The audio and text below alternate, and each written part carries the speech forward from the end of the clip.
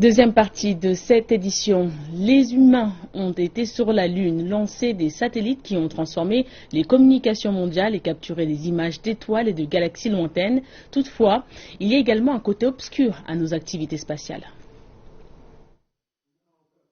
Le troisième atelier du Forum régional de l'ASEAN sur la sécurité spatiale a débuté lundi à Pékin. Près de 100 participants de 20 pays discutent d'un grand éventail de sujets sur la sécurité spatiale.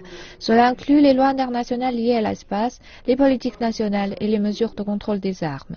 Plus de 60 pays sont actuellement impliqués dans des activités spatiales et plus de 1000 satellites sont en orbite. Mais les activités de plus en plus fréquentes dans l'espace soulèvent aussi des inquiétudes sur les débris. L'espace est si important pour tout ce que nous faisons ici sur Terre, que ce soit des transactions par carte de crédit ou la navigation et la localisation, mais l'espace est en péril. Il est impératif pour nous de travailler ensemble afin de maintenir la durabilité à long terme de l'environnement spatial.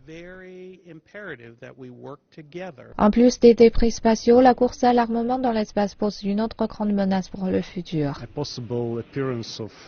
L'apparition possible d'armes dans l'espace change la donne. Nous devons savoir si nous aurons ou non des armes dans l'espace demain. Pour réduire ces risques, la Chine et la Russie ont conjointement soumis un projet de traité à la conférence sur le désarmement à Genève. La Chine pense qu'il est essentiel de compléter le droit international actuel relatif à l'espace.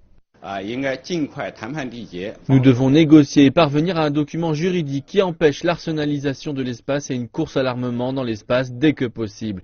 Et les pays doivent prendre des mesures appropriées et faisables, suscitant la confiance qui convienne à leurs propres conditions.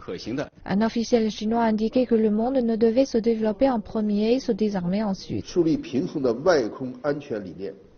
Nous devons prendre une approche équilibrée pour aborder la sécurité spatiale. Nous devons tirer des leçons du processus de désarmement nucléaire et ne devons pas reprendre la vieille voie de se développer en premier et se désarmer ensuite.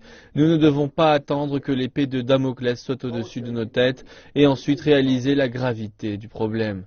La Chine, le Laos, la Russie et les États-Unis président conjointement l'événement. C'est la première fois que la Chine accueille un tel atelier du Forum régional de l'ASEAN.